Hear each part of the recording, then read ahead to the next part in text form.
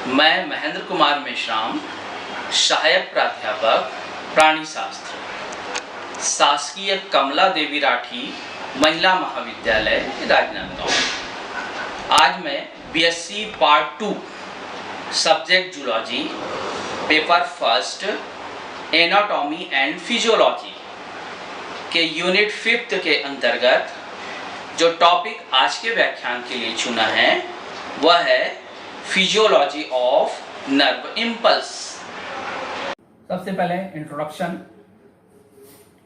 मेटाजोआंस और multicellular animals की विभिन्न जैविक क्रियाओं बायो एक्टिविटीज का नियमन और नियंत्रण nervous system and endocrine system के द्वारा होता है।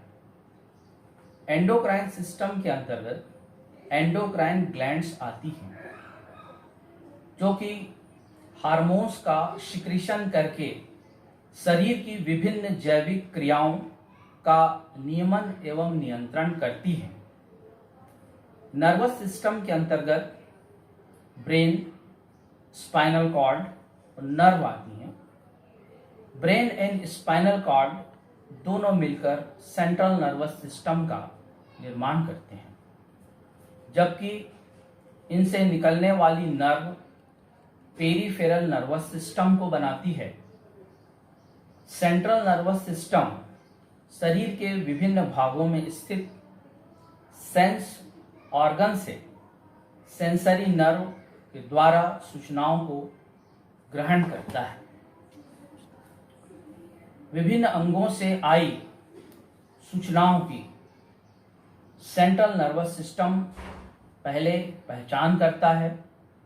इसके बाद इन सूचनाओं के अनुसार मोटर नर्व के माध्यम से इफेक्टर ऑर्गन्स जैसे मसल्स एंड ग्लैंड्स को उचित सूचना भेजता है, जो फिर इन सूचनाओं के अनुसार रिएक्शन करते हैं।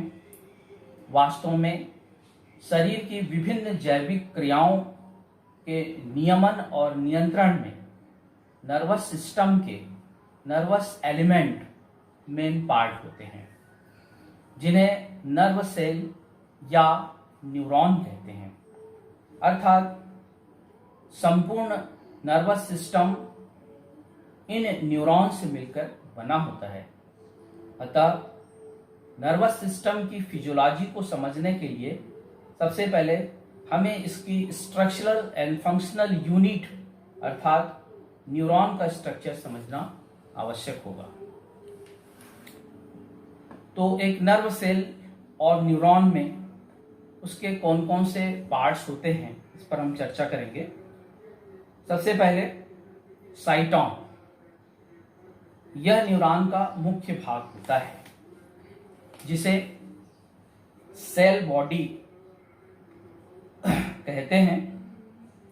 यह अनियमित आकार की होती है, जिसके अंदर कोशा द्रव्य से घिरा हुआ एक न्यूक्लियस होता है। केंद्रक के अतिरिक्त कोशा द्रव या उसके साइटोप्लाज्म में endoplasmic reticulum, Golgi body, mitochondria, ribosome और बहुत सारे ग्रेन्यूल्स पाए जाते हैं, जिन्हें निसल्स के ग्रेन्यूल्स कहते हैं। न्यूरॉन में सेंट्रोसोम नहीं पाया जाता, अतः ये इसीलिए विभाजन नहीं करते। दूसरा इसका पार्ट है नर्व सेल का, इसको अपन प्रोसेसेस कहते हैं। साइटॉन में दो प्रकार के प्रवर्ध निकलते हैं, जिन्हें डेंड्राइट्स और एक्सॉन कहते हैं। डेंड्राइट्स अपेक्षाकृत छोटे, संख्या में एक या एक से अधिक तथा ब्रांच्ड होते हैं। इनके अंदर निसल्स के ग्रेन्यूल पाए जाते हैं। एक्सॉन संख्या में केवल एक ही पाया जाता है।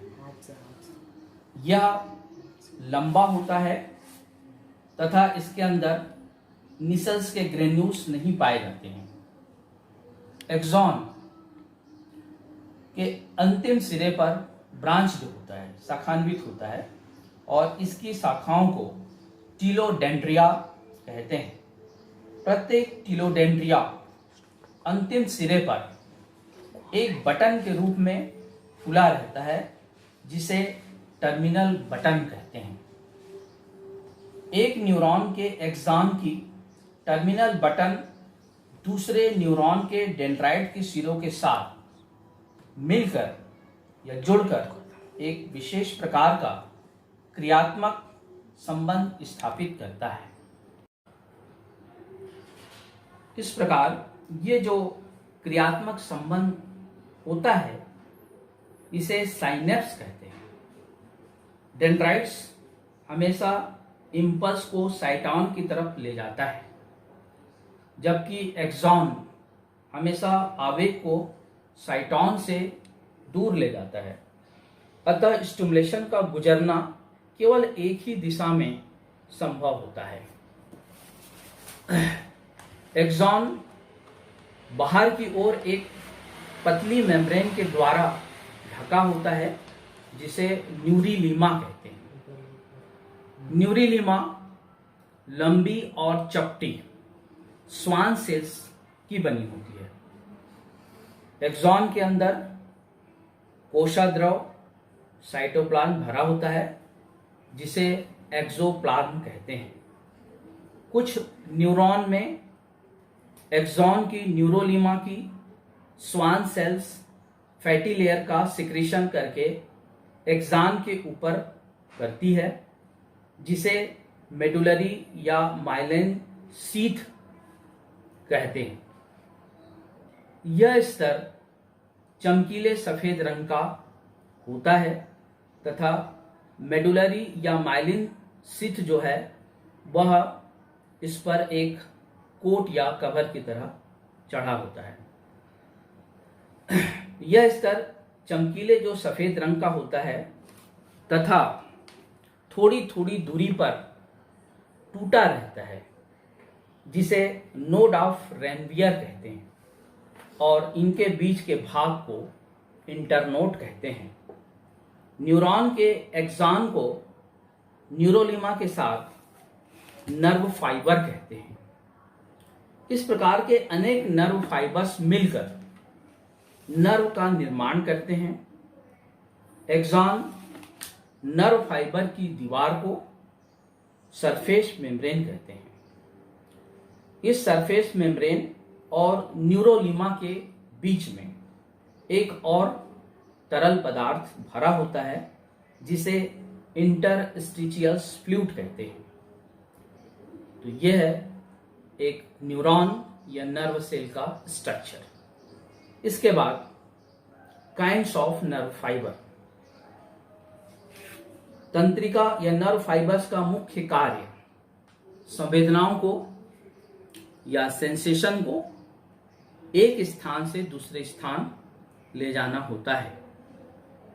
जो नर्व फाइबर किसी सेंस ऑर्गन से स्टिमुलेशन अर्थात उद्दीपनों को मस्तिष्क तक ले जाते हैं, उन्हें सेंसरी या एफरेंट नर्व फाइबर कहते हैं। इसी प्रकार जो नर्व फाइबर ब्रेन या स्पाइनल कॉर्ड से स्टिमुलेशन या उद्दीपनों को इफेक्टर ऑर्गन्स तक ले जाते हैं, उन्हें मोटर या इफरेंट नर्व फाइबर कहते हैं। आइए अब हम चर्चा करेंगे कि physiology of nerve impulse conduction को समझने के लिए शरीर के विभिन्न भागों में स्थित जितने भी सेंस ऑर्गन्स हैं, इनके द्वारा ग्रहण किए गए स्टिमुलाई का कंडक्शन सेंस ऑर्गन से संबंधित नर्व फाइबर या नर्व में उसी रूप में नहीं होता है जिस रूप में वे ग्रहण किए जाते हैं, बल्कि स्टिमुलाई के अनुरूप नर्व फाइबर्स या नर्व में इंपल्सेस उत्पन्न होती है, जिन्हें nerve fibres central nervous system तक ले जाते हैं। Nerve impulse nerve fibre membrane में वह फिजियोकेमिकल चेंज है जो किसी स्टिमुलस के द्वारा एक्साइट होता है एवं उसका कंडक्शन नर्व फाइबर्स के अंतिम सिरे तक होता है। यह टिश्यूज अथवा किसी ऑर्गन्स को उत्तेजित अर्थात एक्साइट कर सकता है या नहीं भी, क्योंकि यह स्टिमुलेशन की शक्ति अथवा उस टिश्यू की स्थिति पर निर्भर करता है जिसमें इम्पल्स जो है पहुंचता है। इम्पल्स के संबंध में वैज्ञानिकों ने भिन्न भिन्न मत दिए हैं। जैसे सबसे पहले प्रोसर के अनुसार इम्पल्स किसी नर्व फाइबर में बढ़ती हुई क्रियात्मक क्रियाओं की तरंगों के अंतर्गत हो रही फिजिकल और केमिकल क्रियाओं का एक जोड़ होता है। जी अब गोथे के अनुसार इम्पल्सेस स्टिमुलेशन से पूर्णतः भिन्न होती है। स्टिमुलस एक प्रकार से बाहरी बल होता है जो कि बाहरी या आंतरिक वातावरण में परिवर्तन होने के कारण उत्पन्न होता है तथा जिसके कारण नर्व फाइबर में फिजिकल और केमिकल क्रियाएं होने लगती है। जी अब गोथलिन ने इसी प्रकार की क्रियाओं को ही आवेग या इम्पल्स का नाम दिया है। फोस्टर नामक वैज्ञानिक ने नर्व इम्पल्स के बारे में निम्नलिखित विचार को रखा। जब किसी नर्व फाइबर या इम्पल्स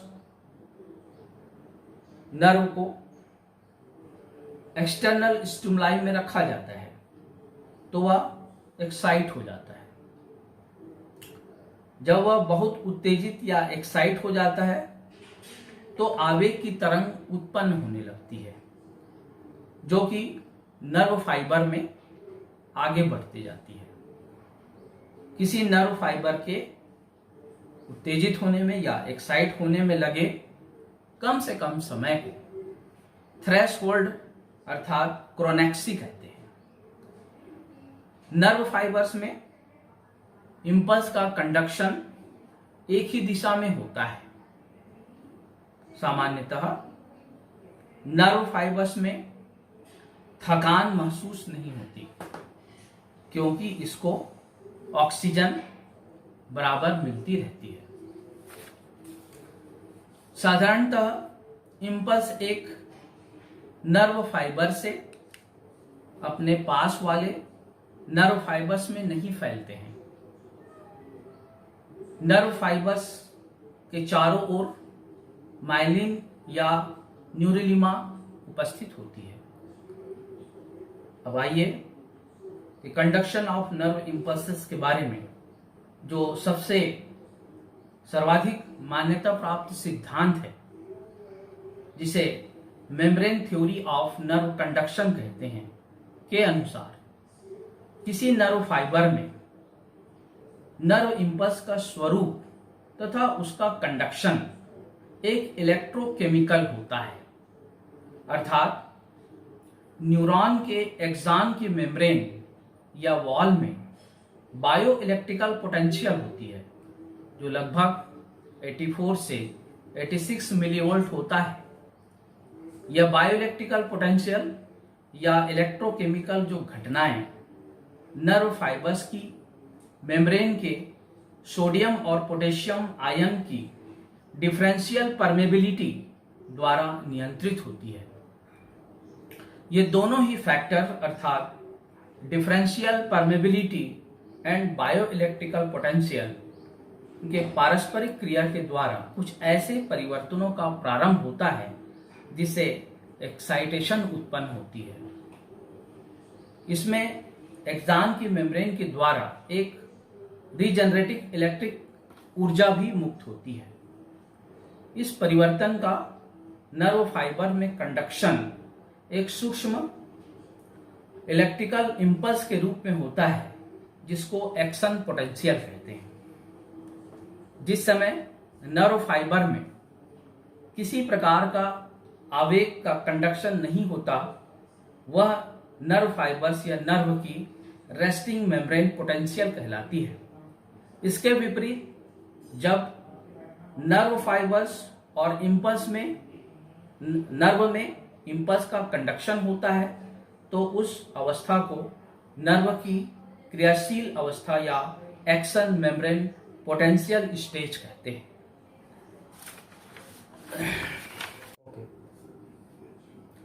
अब अपन रेस्टिंग मेम्ब्रेन पोटेंशियल, जिसे कि आरएमपी स्टेज भी कहते हैं, इसको, और एक्शन मेम्ब्रेन पोटेंशियल स्टेज, जिसको एएमपी कहते हैं, इसको समझना होगा।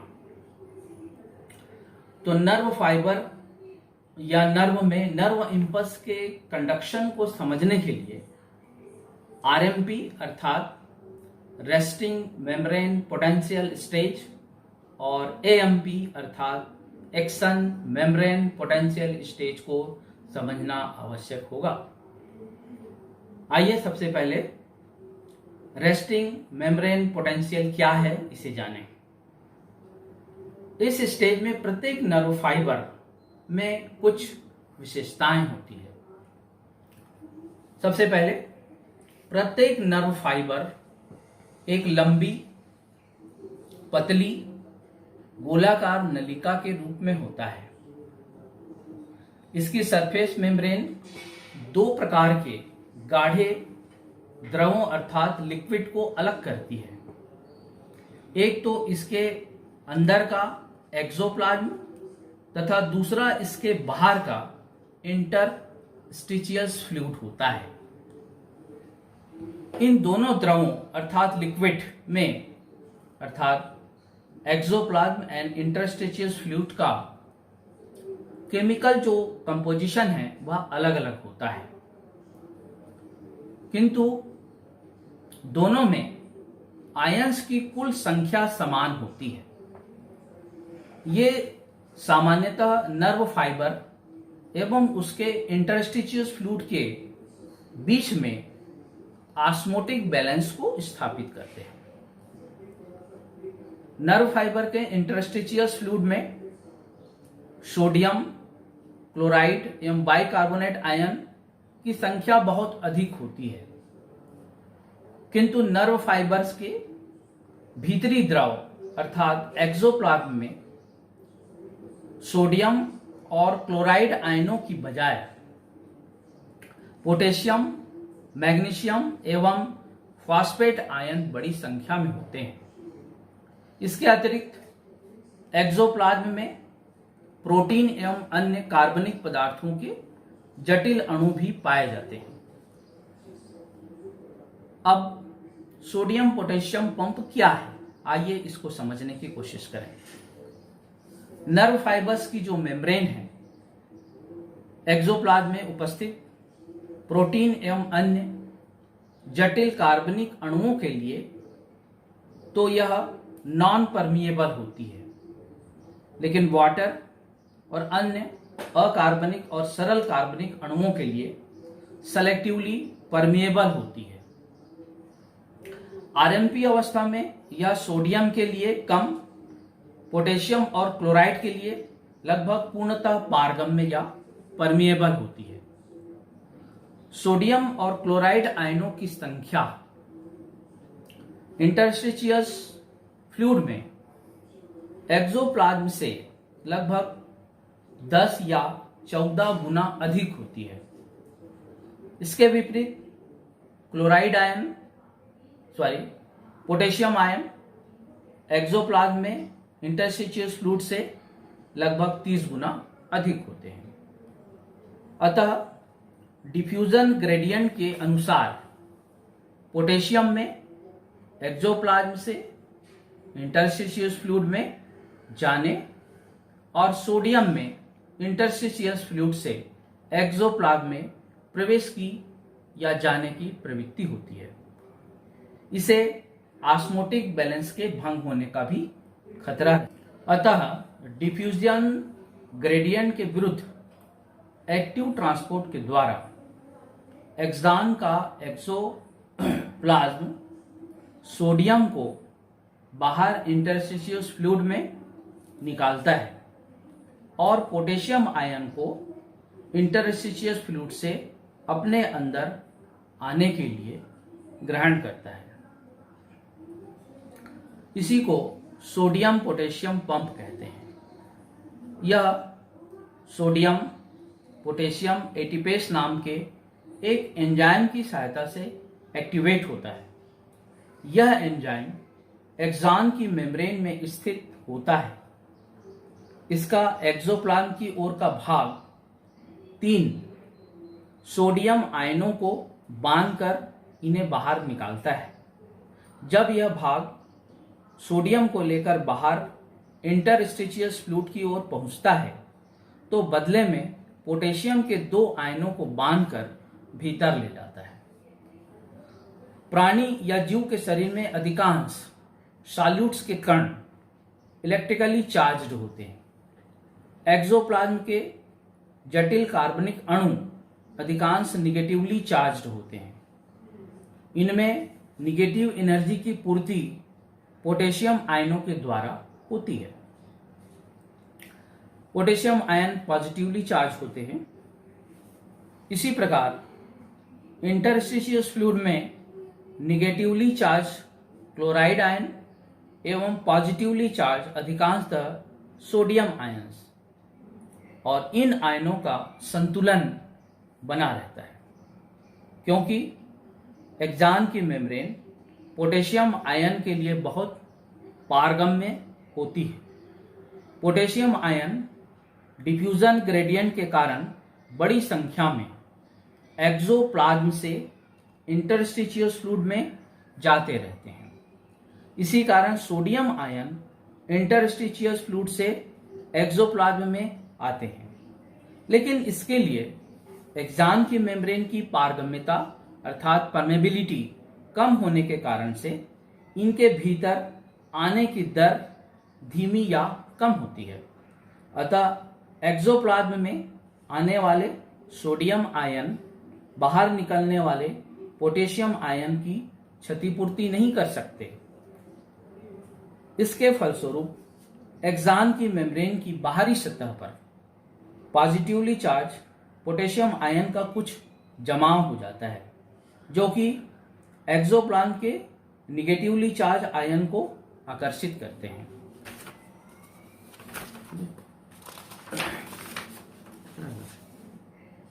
निगेटिवली चार्ज आयन अधिकांश प्रोटीन के अणु जो कि एक्सोप्लाज्म की मेम्ब्रेन में से बाहर तो निकल नहीं सकते, लेकिन मेम्ब्रेन की भीतरी सतह पर इनका कुछ जमाव हो जाता है। इस प्रकार एक्सॉन की मेम्ब्रेन के आर पार एक इलेक्ट्रिकल पोटेंशियल स्थापित हो जाता है। इस इलेक्ट्रिकल पोटेंशियल में एक्सॉन की मेम्ब्रेन के भीतर की ओर निगेटिव चार्ज तथा बाहर की ओर पॉजिटिव चार्ज होता है। मेम्ब्रेन के भीतर की ओर का निगेटिव चार्ज बाहर की ओर की तुलना में लगभग 70 मिलीवोल्ट का होता है। एक्सॉन की मेम्ब्रेन की इसी अवस्था को आरएमपी अर्थात रेस्टिंग मेम्ब्रेन पोटेंशियल स्टेज कहते हैं। अब आइए हम एएमपी अवस्था को समझें। एएमपी अवस्था या स्टेज जिसे एक्शन मेम्ब्रेन पोटेंशियल कहते हैं, जब भी किसी एक्सॉन या नर्व फाइबर को किसी भी प्रकार का यदि थर्मल, मैकेनिकल, केमिकल या इलेक्ट्रिकल अर्थात ऊष्मीय, यांत्रिक, रासायनिक या विद्युत स्टिमुलेशन मिलता है तो उस स्थान पर एक्सॉन की मेम्ब्रेन अर्थात एक्सोलीमा सोडियम आयनों के लिए अधिक पारगम्य या परमिएबल हो जाती है। इस प्रकार सोडियम के आयन इंटरस्टिशियस फ्लूइड से एक्सोप्लाज्म के भीतर जाने लगते हैं। इसके साथ ही एक्सॉन की मेम्ब्रेन पोटेशियम आयनों के लिए इम्परमेबल या अपारगम्य हो जाने के कारण पोटेशियम के आयन बाहर नहीं जा पाते हैं। इस प्रकार सोडियम आयनों के अंदर आने और पोटेशियम आयनों के बाहर न निकल पाने के कारण मेम्ब्रेन के आर पार वोल्टेज में अंतर आने लगता है और मेम्ब्रेन की 70 मिली वोल्ट की आरएमपी स्टेज कम होने लगती है। यदि मेम्ब्रेन की अर्थात नर्व फाइबर की आरएमपी क्षमता में 15 मिली वोल्ट की गिरावट आ जाती है तो मेम्ब्रेन के अंदर आने वाले सोडियम आयन के लिए मेम्ब्रेन की पारगम्यता अर्थात परमेबिलिटी अचानक कई गुना बढ़ जाती है।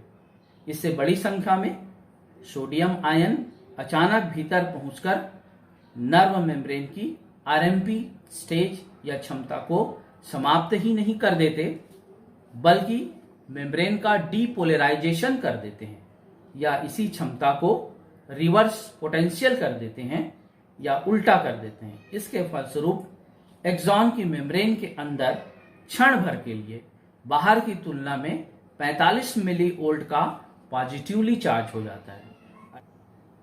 अर्थात आरएमपी अवस्था के विपरीत मेम्ब्रेन के भीतर पॉजिटिवली चार्ज और मेम्ब्रेन के बाहर निगेटिवली चार्ज हो जाता है।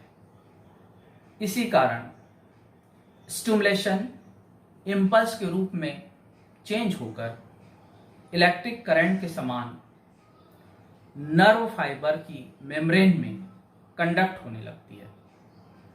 अतः आरएमपी स्टेज में 15 मिली वोल्ट की गिरावट मेम्ब्रेन की थ्रेशोल्ड वैल्यू होती है और मेम्ब्रेन के भीतर की ओर बाहर की ओर की तुलना में 45 मिली वोल्ट का पॉजिटिवली चार्ज मेम्ब्रेन की आवेग क्षमता अर्थात इम्पल्स कैपेसिटी कहलाती है। इसी अवस्था को नर्व की एएमपी स्टेज कहते हैं अर्थात एक्शन मेम्ब्रेन पोटेंशियल। अब आ जाते हैं कि लोकल इलेक्ट्रिक सर्किट का निर्माण कैसे होता है। तो formation of local electric circuit, nerve fibre के जिस स्थान पर आवेग क्षमता स्थापित होती है उसके निकटवर्ती नर्व फाइबर में आरएमपी अवस्था होने के कारण मेम्ब्रेन के आर पार भीतर की ओर निगेटिवली चार्ज होता है। अतः पॉजिटिवली चार्ज वाले भाग से इलेक्ट्रिक करंट मेम्ब्रेन के भीतर ही भीतर इस निगेटिव चार्ज वाले भाग की ओर बहने लगता है और बाहर ही बाहर वापस लौटकर लोकल इलेक्ट्रिक सर्किट स्थापित कर देता है। नए भाग में पहुंचते ही यह इलेक्ट्रिक करंट मेम्ब्रेन को स्टिमुलेट करके सोडियम आयन के लिए पारगम्य या परमिएबल बना देता है। अतः यहां भी पहले बिंदु के समान ही आवेग क्षमता रीजनरेट हो जाती है। इस प्रकार बिंदु पर बिंदु रीजनरेट होते हुए आवेग एक वेव की तरह, एक लहर की तरह एक्सॉन के सिरे तक कंडक्शन हो जाता है। अतः नर्व इंपल्स नर्व की एएमपी या डीपोलराइज्ड स्टेज होती है जिसे वेव ऑफ डीपोलराइजेशन भी कहते हैं। अब रीपोलराइजेशन क्या है, आइए इसे जानें। नर्व फाइबर के प्रत्येक बिंदु पर आवेग क्षमता केवल 1 मिली सेकंड के लिए रीजनरेट होती है, क्योंकि बाहर की तुलना में मेम्ब्रेन के भीतर का 45 मिलीवोल्ट का पॉजिटिव चार्ज होते ही इस बिंदु पर मेम्ब्रेन की पारगम्यता अर्थात अर्थात परमेबिलिटी तुरंत अपने आप बदल जाती है। यह सोडियम के लिए अपारगम्य अर्थात इम्परमेएबल हो जाती है, लेकिन पोटेशियम आयनों के लिए अत्यधिक पारगम्य हो जाती है अर्थात परमेएबल हो जाती है।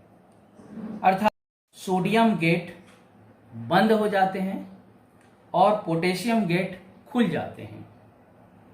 अतः अनेक पोटेशियम आयन तेजी से बाहर निकलकर विश्राम क्षमता को पुनः स्थापित करते हैं। इसे ही रीपोलराइजेशन कहते हैं। इस समय 2 से 4 मिलीसेकंड तक एक्सॉन के इस बिंदु पर नई आवेग पारगम्यता क्षमता तब तक स्थापित नहीं हो सकती जब तक कि मेम्ब्रेन की पारगम्यता और सोडियम पोटेशियम पंप द्वारा इसके दोनों ओर के द्रवों के केमिकल कंपोजिशन में सामान्य संतुलन स्थापित नहीं हो पाता।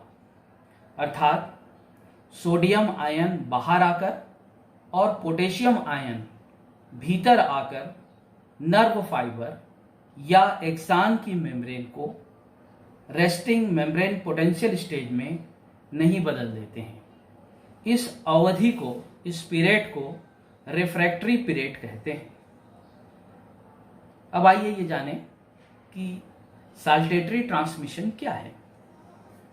जैसे कि हम पहले ही जान चुके हैं कि प्रत्येक माइलिनेटेड एक्सॉन के चारों ओर श्वान सेल का एक कोट या कवर बना होता है।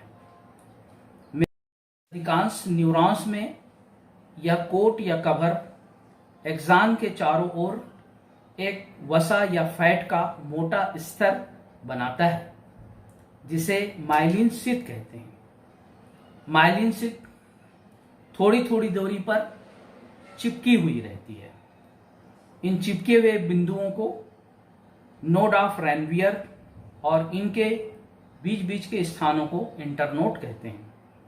अतः ऐसे नर्व फाइबर्स में आवेग केवल रैनवियर नोडों पर ही रीजनरेट होकर लगभग 10 गुना तीव्र गति से प्रसारित होते हैं। ऐसे प्रसारण को साल्टेटरी ट्रांसमिशन कहते हैं। Thank you.